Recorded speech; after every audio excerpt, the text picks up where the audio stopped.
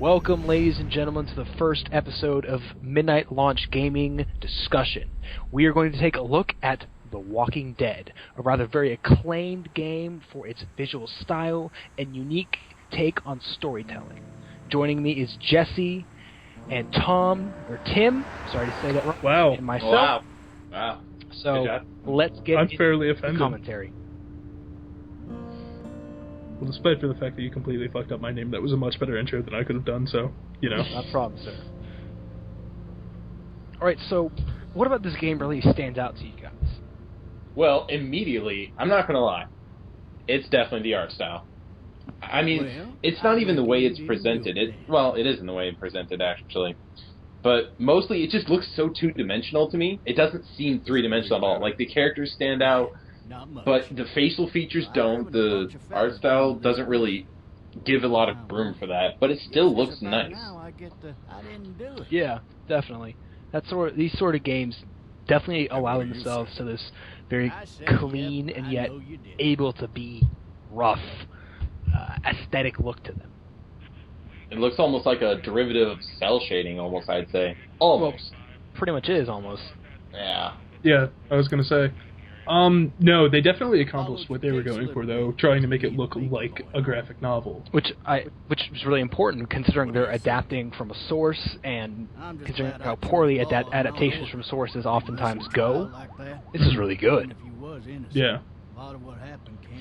I'd say so. I mean, there's just some things, I don't know, I don't read graphic novels, I don't pay too much attention to their art style, but there's just some things that pop out at me. Like, when you see the chest on the sheriff again, you'll see that badge is kind of sticking out there.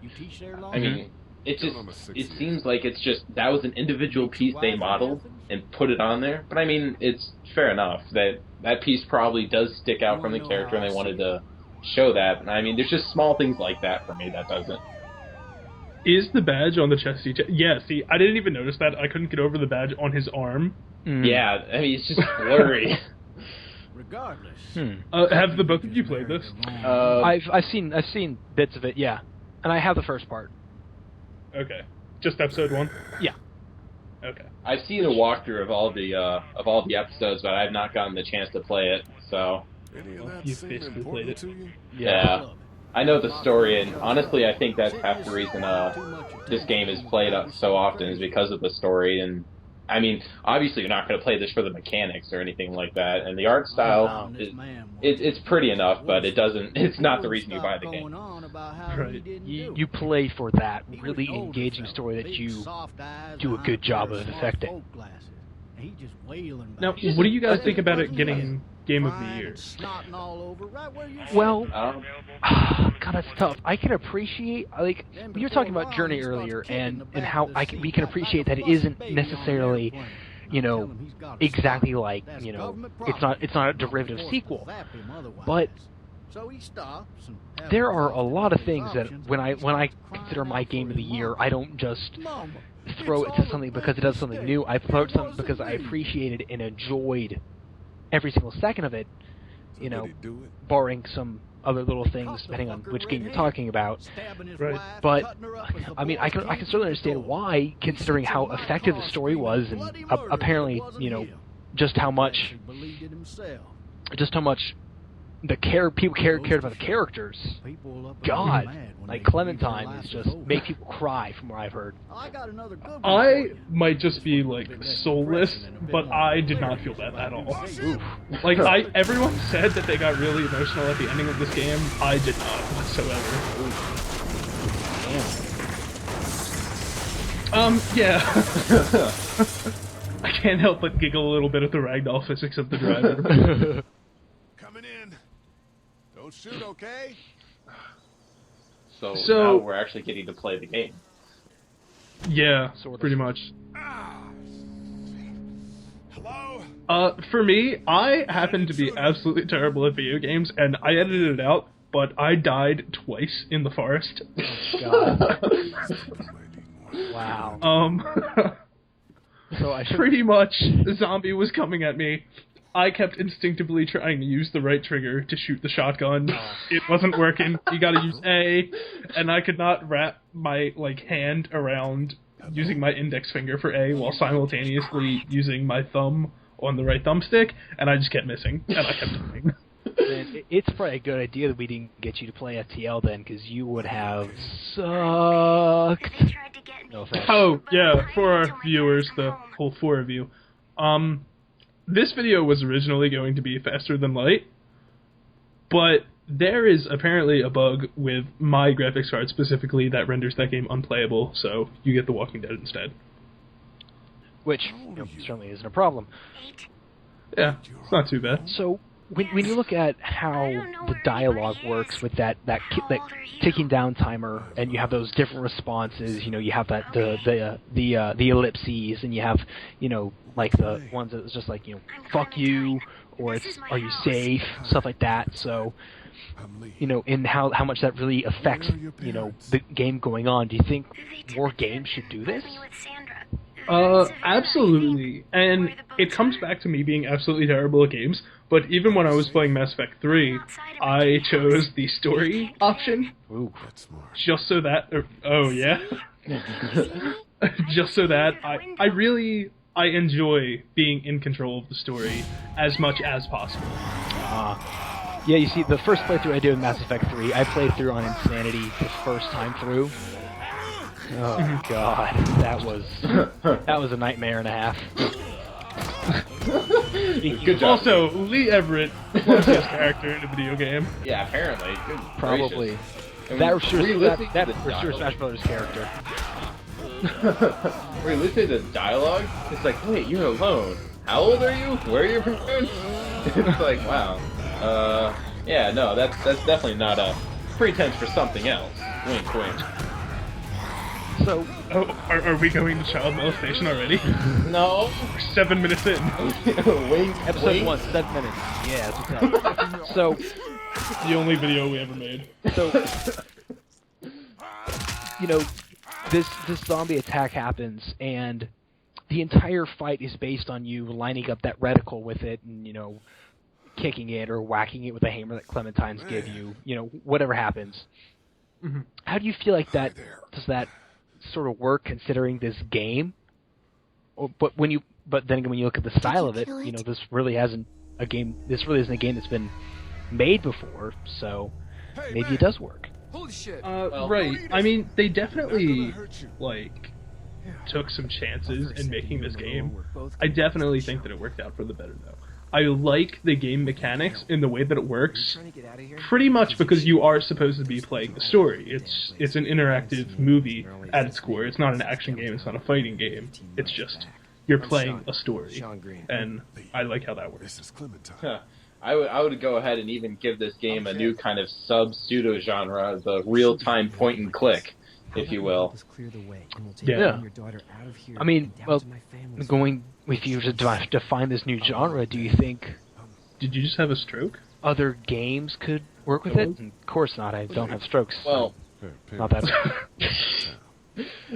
well, if we're gonna go ahead and make a new genre out of it, I don't know. This game was, if this game did one thing very unique, other than the story and the art style, it's definitely the way it plays out. I don't think you could really do this other than use that real-time point and click as a derogatory term for other games. You can't call it Call of Duty real-time point and click because that's Why would you try? Yeah. I mean, but if you're going to go ahead and make a whole genre out of that and actually make it a legitimate game, I believe this is probably the only way you can do it. Okay, so this is an adaptation. Could you maybe create a new game with this? Maybe not so much like a Dragon Quest, but just create a brand new game. Could TellTale take their success with this style of gameplay and create a new game, or is it because it has the pedigree of being The Walking Dead? Would that instead sort of isolate them from making anything else? Oh, you know what? Walking Dead? That is a very good point that I haven't really thought of before. This game, I'm going to say, would not have been nearly as popular if it weren't for the TV show. Well, yeah, I mean, I don't know. See, here's the problem. I wasn't exactly too into the PC older games like Myst. I honestly, not going to lie, I've never really played. I know that one's really nice point and click, and apparently it's really, really, really good game, and I really need to play it. However, I feel like this real-time kind of point and click, it can be replaced with any setting. It can be replaced with any character, any setting. It's very story-driven, and it's incredibly linear. In fact, that's pretty much the whole premise of the game, is how linear it is. And that's actually a downfall that some people were talking about. It's like the only negative thing that most people can say is how linear the game is. Your choices don't really affect us very much, and the whole story is going to play out irregardless of what you do. It's just how you do it. I can honestly say that if you could replace anything in this game, I think, and it would still work the same way. You're just going to have to constantly keep taking the game mechanics and using it in a different setting. And I don't know how long that's going to last, because people would catch on to that. Not his daughter. He was her neighbor. Okay, well, in terms of the open world thing and whatever criticism it gained, when you look at this is based on an already existing narrative, you know, you kind of already have that sort of thing set up. But you mentioned Myst, and I've actually thanks to a friend, we played Myst on his iTouch on the way to Virginia, and that's a lot more of a puzzle game, but with sort of an open-esque world, if you would, with, you know, clicking around and solving puzzles. Let's have a look. Yeah. But wait, is Myst on the App Store? Is that what you're telling me? Yeah, I think so. Oh my god. Okay. I might have an easier way to play that game then. Yeah, news of the day. Yeah. Things got awful bad in the cities. What did you say your name was? But I don't know, if you took... See, that's the problem. If you took Myst and, see, again, I haven't played the game, I wouldn't know from experience, but if you took that game and turned all games like it, all the point-and-click adventures, and made them, like, real-time point-and-click adventures, I feel like you'd be achieving the same goal this game did. You would have created that sense of immersion, and even more so in Myst. I hear, for the most part, you are the main character instead of this relatable character. Just guy that's down on his luck after some bad things happen. You are not that guy. You are now you, essentially. You're seeing it from your point of view, and you have to get all immersed into the world and things like that. A real-time point-and-click game would probably actually make that game severely, like, spike in popularity. I know at the time when they designed it, they probably couldn't do something like that. I don't quite know, but I can honestly say that if they took Myst and gave it the real-time point-and-click like this game, it would probably skyrocket in popularity. Well, the thing is like I said, Myst is more open world, and you don't have a pressing issue so much as you do. You're just given this island to explore and figure out what happens, versus The Walking Dead, which is, you know, you have the constant threat of zombies and you have a progressing narrative. So I like the fact that you're trying to integrate it into a Myst style game, but it just doesn't seem like it would work that well. Yeah, I guess it'd be more of a gimmick than anything else. It probably wouldn't even boost the game up. Maybe I do regret saying that. However, it's still, I don't know, maybe not. Definitely good gameplay idea, and certainly, we could probably stand to see this style of game made. You know, maybe an original story gets told with it instead of an adaptation. I already said Okay, while we're here, I don't know if you guys have noticed, but these tips keep appearing in the corner when you make, like, major story decisions. Yep. Now, I know that when you first go to start a new game, it asks you if you want those tips to appear, and I chose yes, just because the first time that I played I didn't, and I wanted to see what they were like. I figured that those tips would only appear in the beginning. There are way too many of them. It is practically telling you how three tips appeared in that conversation. Now, it doesn't really... I'm using the term tips. They're more like... It's just telling reminders. You what... Yeah, it's telling you what your conversation implications have done. Get up. Like, it kept telling you, like, Herschel will remember this decision. But it said that, like, 3 times in the same conversation. You slept in a barn, little lady. Lucky you don't have spiders in your hair. But, I mean, I know that you can turn that off, so that's not really something. That's definitely, you know, something that... I'm Kenny. There are some... Whoa! Okay. Okay, I got bored editing this. There are definitely some gamers who would look at that as, like, a very casual way of going about it. Yeah, see, like, right now, you chose to shave strong. Like, I know. I just did it. Yeah, I guess it would be better if you saw like a comparison, like you chose to save Sean. This person will be affected by this later in the future. Maybe something like that. Yeah. I mean, I thought that the question was pretty much, do you want to have, like, tutorial tips in the beginning of the game, not will these be on for the rest of my playthrough? And you know what? We're saying that. They very well could go away soon. Like, I didn't play that far in. So, they might actually only be for, like, the first half of episode 1 or whatever. This is kind of what I was talking about, how it's incredibly linear, but I mean, understandably so, but, like, you chose to save Sean, you didn't save him. In fact, Kenny still got away perfectly fine. Or, Duck. the little kid. Don't remember. Yeah, Duck. Yeah, Duck. He got away perfectly terrible fine. little child. Yeah. Who I was Even really though, hoping to die. you know, it's just, I don't know. I'd like to see where this could have taken off if it actually did like affect the way your story ended. Like it ended up where you have like hundreds of possibilities and you're just kind of worming your way through one or two, just getting to the end in your own special way. That would have been sweet if it actually did something. Yeah. I don't know. I think it actually does, though.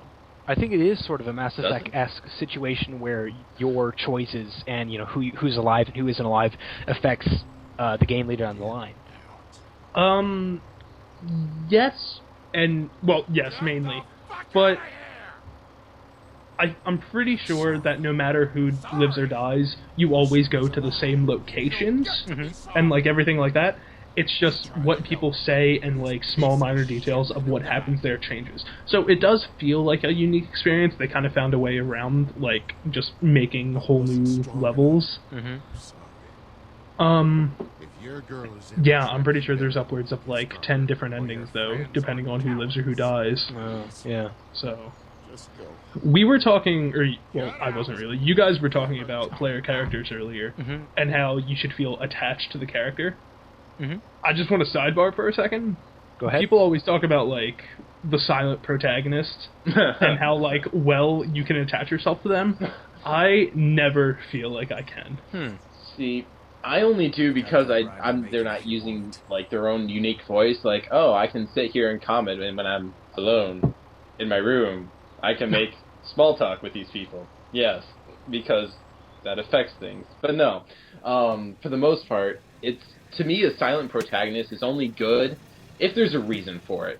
Like in Dishonored, I don't think he has a real reason to be silent. Hell, I mean, he probably could have saved... Oh, wait, no, never mind. Never mind. I'm not even going to reach into that. That was... Oh, no, go on now. No, I'm not doing it. I was about to say something, but I don't want to... Alright, well, the example that I was going to give, which I'm sure I'm going to get tons of flack for right off the bat, is Gordon Freeman in Half-Life. Yeah, saw that coming. I'll just say it outright.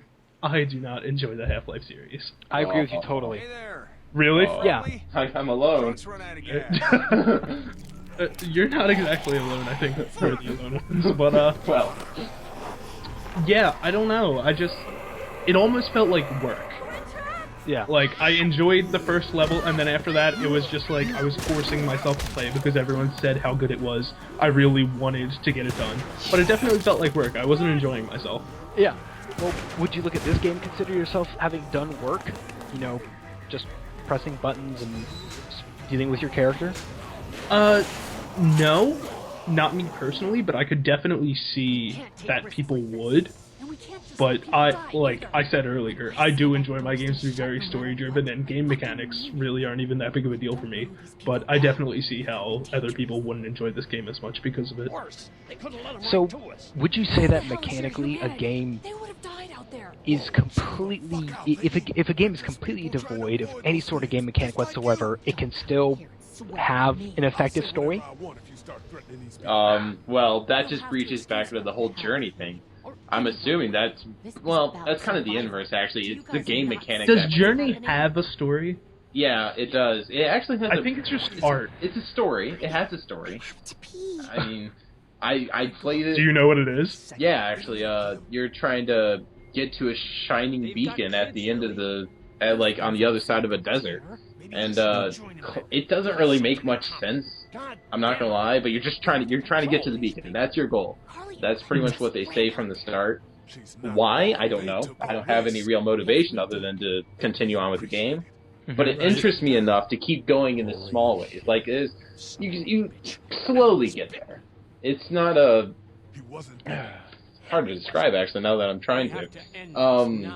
You get, oh, there's something over there, so you just kind of wander over there, you solve that puzzle, and, oh, there's something over there, so you just climb over there, and it's just, it's based almost purely off game mechanics, I guess, but if you're gonna, a game devoid of mechanics would actually probably be the point and click. That'd actually be the most, similar to it, because, I mean, you're doing nothing more than just interacting with Windows Explorer, but with pretty pictures.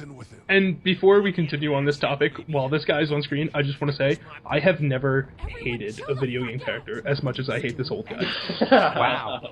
Yeah. That's a really strong thing to say. I mean, there have been a lot of characters that I've learned to just hate, like Handsome Jack. Like, everyone always talks about, like, no, I loved Handsome Jack. No, Everyone Handsome Jack was adorable. There's a point where Handsome Jack goes from, oh, he's you know, kind of an asshole who's making fun of me, to I need to kill this son of a bitch. But I loved him. Oh yeah, of course, I still loved him because of it. But man, there's a point where I wanted to rip his throat out. Mostly because I played Roland in Borderlands 1, so. Right. Oh, see, I was a Mordecai. I'm a That's the difference, though. You love that character, you recognize that they're supposed to be an asshole, and they come off as an asshole, and they do it well. But they do it well enough that you still love them for it. This guy is just a complete dick, and I hate him with every single fiber of my human being. He almost doesn't even have a reason for it. He's just being angry because he can. I'm sure that he has some sort of backstory. I mean, we haven't seen yet, but he has heart problems. So clearly there's something going on here. But he might just be old. I don't know. But, going back to the whole game mechanics thing, the best example that I can think of a game that is pure story and next to no game mechanics is the Monkey Island series. Have not played that, I'm sorry. Oh, really? Yeah. I absolutely loved that whole series, and I know that most people do. Tim Schafer, man. So, God, yeah. Tim Schafer. That is a man with just, that's a man worth adoring for his work with video games. But yeah, back to Monkey Island, you know how when you say, you know, mechanically it's very limited, you know, but a lot it's sort of in its own little way like The Walking Dead, in that it's all about, you know, your story and specifically laughing at what the game has. And while certainly you weren't supposed to be laughing at The Walking Dead as people are dying, you know, every other second, but... Well, we do anyway. Yeah. Well, some of us do then. But it's definitely, you know, worth noting that you can create similar games with similar mechanics and, you know, have completely different results as a result of how the game world is created and presented and executed. Right, definitely. So, alright, we only have about 2 minutes left, so we should wrap this up. Any other questions you guys have about The Walking Dead, more just in general? For the most part, I really don't have too much more to say about it. Other than, I don't know. I definitely like to get a chance to play it sooner rather than later. You know, I've never really had an interest in playing, but now that I've seen it being played and I've seen how, you know, dialogue works, I definitely, you know, take some time out of my day, maybe later this year, to, you know, play it and see how the story unfolds. Yeah, The Walking Dead definitely isn't for everyone. Like, I'd say most gamers, considering the fact that the gaming market is pretty much dominated by games like Madden and Call of Duty, most gamers just would not be interested in this game. They'd get bored very, very quickly. I don't know. Video games have turned popular when they started becoming party games.